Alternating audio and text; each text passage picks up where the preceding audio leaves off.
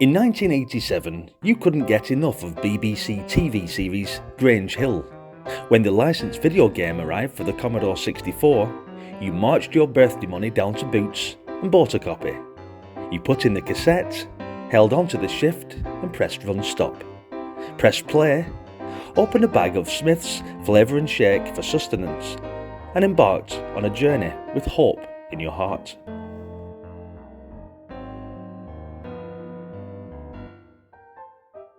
Hope that was immediately shut out of your heart when you realised that your character options for Grange Hill, the computer game, were limited to one, and that one was Luke Gonch Gardner.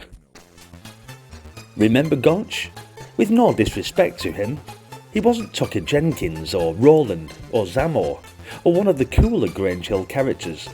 Gonch was mates with Paul Hollo Holloway, who probably sold toast at school for 10p a slice until his mum stopped him.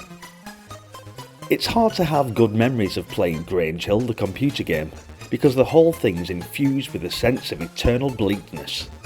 Grange Hill creator Phil Redmond intended his TV series to deal with the real-world issues faced by London teenagers, and it did. Racism, drug addiction, teen pregnancy, crime, all human life was there. The Grange Hill game goes several steps further than that. It's set in a lethal urban desert, made up of such locations as an old sewage tank, a patch of wasteland covered in rubbish, an insalubrious canal, a bin store, a smelly subway that stinks, and the edge of a wall near the old age pensioners' flats.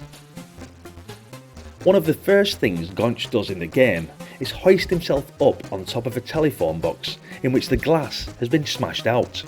Gonch does a lot of climbing in the computer game. It's his response to living in an environment that would make Ken Loach feel the need to smarten the place up with a few doilies before filming there. It doesn't look as though anyone is going to fix the phone box, but with the windows out, it makes a great ladder, says the game, in a sad indictment of Thatcher's Britain.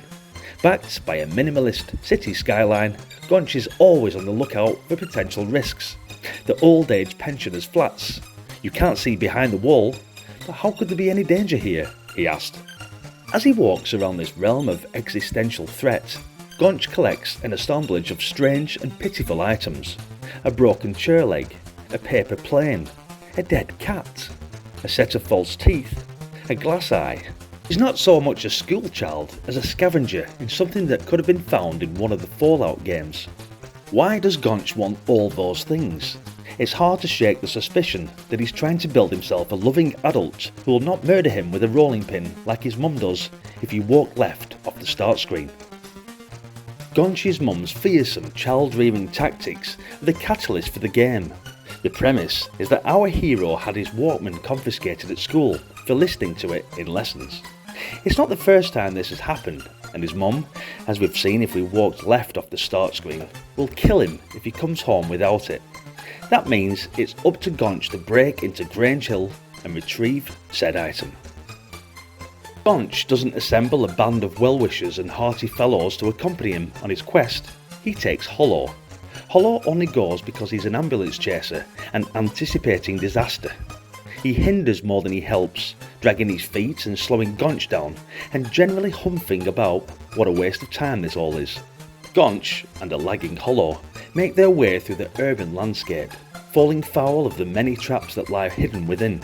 Fatal traps, I should say. Trip over a loose paving slab, Gonch dies.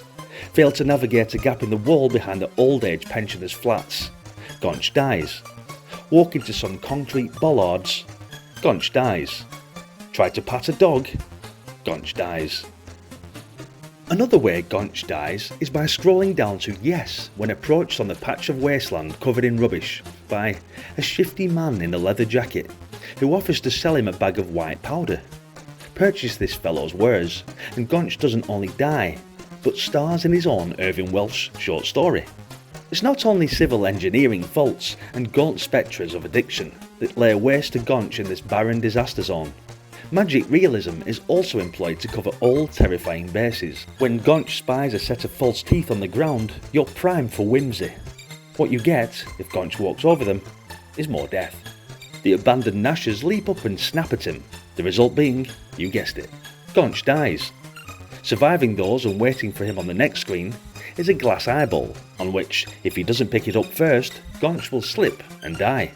The human prosthetics are stranded around the periphery of the oft-mentioned old age pensioners' flats, either flung out of windows by the residents to alert absent carers that they've fallen over and cracked a hip, or the remnants of dissolved corpses after they elected to simply lie down by the edge of the wall by their flats and die. It's difficult for Gonch to pick up these macabre items as he walks around a picture of disaffection with his hands in his pockets. A game about poverty, both spiritual and financial.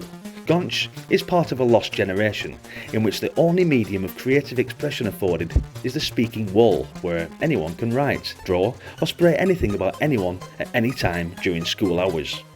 Even sadder is that the only thing written on the speaking wall are 3 solitary letters spelling the name Matt.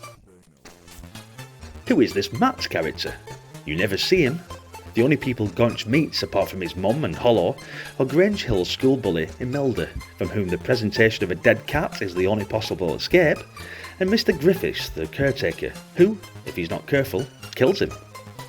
Should Gonch survive the gamut of traps on his way to break into school, he smashes a padlock into the boiler room, then spends much more time than is necessary climbing through the duct system like John McClane with fewer pubes. You won't have known that though. You'll have given up because you kept getting killed by the bloody false teeth and loaded Jet Set Willie up instead. But whatever you reach for next, make sure it's to click that like button and possibly even subscribe to the channel. Because if it's Commodore nostalgia you're after, you've come to the right place. Anyway, I think after all of that, I'm going to go for a lie down. But I hope to see you in the next video, where I'll be bouncing straight back up to look at yet more Commodore 64 classics. Until then, thanks for watching, and I'll see you there. Bye for now.